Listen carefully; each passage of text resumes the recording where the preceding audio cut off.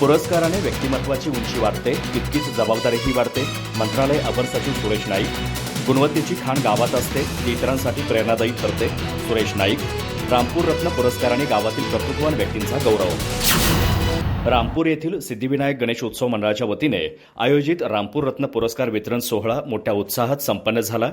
यावेळी प्रमुख पाहुणे म्हणून उपस्थित असलेले मंत्रालय अवर सचिव सुरेश नाईक यांनी प्रत्येक व्यक्ती आपल्या कार्यक्षेत्रात वेगळा ठसा उमटवतो, त्यामुळे त्याला मिळालेला पुरस्कार त्याच्या व्यक्तिमत्वाची उंची वाढवतो, पण त्याचवेळी समाजातील जबाबदारीही वाढते, असं प्रतिपादन केलं.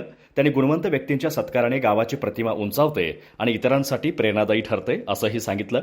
कार्यक्रमाच्या अध्यक्षस्थानी राजेंद्र शिवणगेकर होते. यावेळी विविध क्षेत्रात उल्लेखनीय कामगिरी बजावणाऱ्या कर्तृत्ववान व्यक्तींचा रामपूर रत्न पुरस्काराने गौरव करण्यात आला.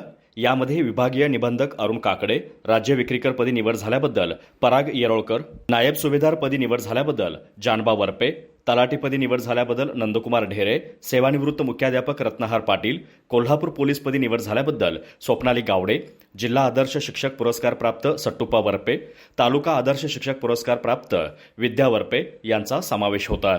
या कार्यक्रमात सरपंच सुजाता यादव, उपसरपंच दत्तू वरपे, डॉक्टर रघुनाथ पाटील, रूपा यादव, तंटामुक्त अध्यक्ष नामदेव गावडे, उपाध्यक्ष दत्तात्रय घोळसे, चंद्रकांत काकडे यांच्यासह ग्रामस्थ आणि मंडळाचे कार्यकर्ते मोठ्या संख्येने उपस्थित होते.